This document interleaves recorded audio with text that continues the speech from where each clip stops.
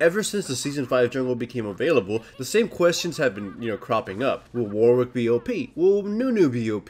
Will my favorite junglers suck? This isn't anything new to me, and cause honestly, it happens every single year. I've already had people starting to sprout off weird nonsense, such as Alistair is overpowered in the new jungle, and I think Wright is going to have to nerf Gangplank in the new jungle because he's going to be OP. This is going to sound mean, but honestly, a lot of people can't test for shit and come up with some very skewed and silly conclusions. Here's the 3 honest truths that need to be accepted before questions about champion viability are answered. First off, every jungler that made sense before can still jungle properly now. Only their first clears were truly gimped, and that was on purpose. So if you want to know if Jarvan, if Lee Sin, if Xin Zhao, or even if Riven can do it, yes, they still can. After the first clear, it basically feels like Season 4 jungling, with the exception of having to use Smite a little bit better. Second, champion viability is largely determined by the meta that arises. We've seen this happen so many times, yet people still ask about it. It doesn't matter how good someone looks or how good someone actually does in the game. It depends only if they fulfill what is truly desired by teams at that time. Very few champions are strong enough to cause an entire meta shift, so we have to accept that even the best champions will see times where they aren't picked simply because their kits do not work with the current meta. Even if there's a jungler in Season 5 that is great at clearing because they are fast, they stay healthy and have no problems,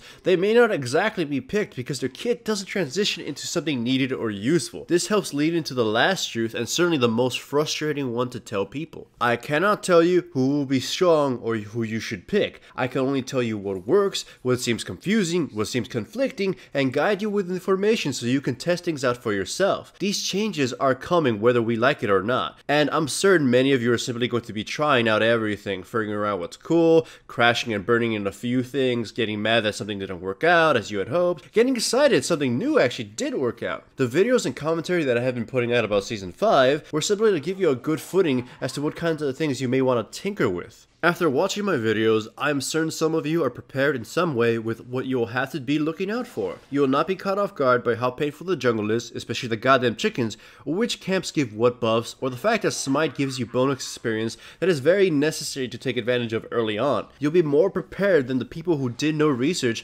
I also did my best to maintain a neutral opinion on most champions, so you wouldn't feel discouraged to play your favorite champion just because Stonewall said something against it. I want other people to be playing as many champions as possible because nothing is set in stone yet. You may discover new tricks that even I have not noticed. With all that said, the best I can do right now is to try to dispel some of the misguided ideas or argue for some of the concerns that have cropped up with the new jungle. The most common one was about how super sustained junglers would be godlike and powerful now. Some players are preaching that Warwick, Fiddlesticks, and other super sustained champions will become overpowered because they can jungle forever, and they certainly prove that they are capable of farming while other champions are forced to go home at level 3. This is flat out wrong though. This happened with the White Camp 2 when people realized that the White Camp destroyed a lot of champions, but sustained champions could clear it along with everything else. Yes, Warwick can clear the entire jungle and continue clearing until he's level 6, but therein lies the problem. Let me explain. If two junglers are jungling against each other, both making a race to level 6, the champion that never stops will logically win, right?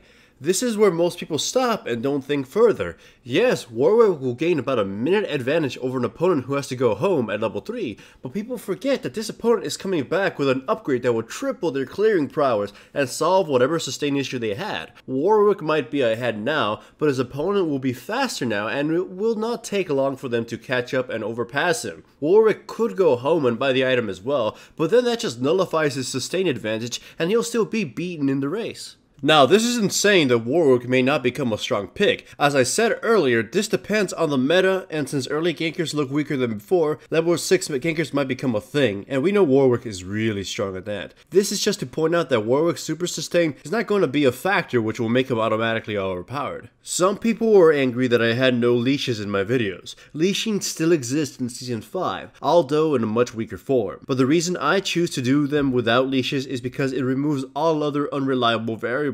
The concerning variable is that you may not always get a leash. Viewers have seen some games on stream where I get no leash at all and I'm left having to do it by myself. Sometimes you may get a leash, but it's so weak that it might as well not have been there. You cannot ever 100% account for the fact that you'll get a leash in a solo queue. This is why I feel it is best to learn to do it without one. If you learn to deal with the jungle without a leash, your chances of being shafted because your teammates were lazy is lessened. A true concern that players should have is that jungling without runes has become unsufferable. Yes, some people brought up the point that jungling without runes now is hard to do as well, since Season 4 I mean. But at least the investment in all previous seasons, except the first, was just armor runes. So far it seems you need to be both tanky and capable of dealing damage before the monsters cripple you. This is a bigger issue than just for the jungle. I wish Riot would simply give out all rank 1 runes for free, so at the very least newer players will have something. Players are also concerned with how powerful invasion seems to be. To be honest, invasion frequency also largely depends on how the meta shifts. Unfortunately, Nunu is a champion that is devious enough to cause a meta shift by himself. If this ends up happening again, I figure he'd be nerfed, as he makes invasion pretty much trivial now since he is not crippled by the smite cooldown in Greece, the new jungle, or anything really. He's probably the one coming out most ahead in all of these changes. Shaco could become a problem too, but honestly he gets fucked up by the new jungle, you know. As I said earlier, the first clear is hard on pretty much everyone, so non-Nunu invaders can risk invading to catch a low health champion, but they themselves would probably got their asses handed to them by the jungle. So there's still some risk-reward play in there. After the first clear, invasion is back to the power level that it is in Season 4. I feel Nunu will be the only truly problematic champion, at least when it comes to invading. Early ganks were nerfed quite hard, as the junglers who normally performed them get beat up in the jungle. It is not impossible to gank early, just it's riskier now. If you want to diminish the risk, it would cost you more time, so your early ganks would be weaker than usual. A jungler could play it safe and heal at the fountain, but this means they would end up ganking a target that is level 3 instead of one that is level 2. With all that in mind, it seems Riot's dead set on sending this out past the PvE and into live, so we'd best get used to it. Either we'll love it or we'll hate it, but I hope Riot makes any necessary changes that need to be made in case the game doesn't work out as well as they had hoped for.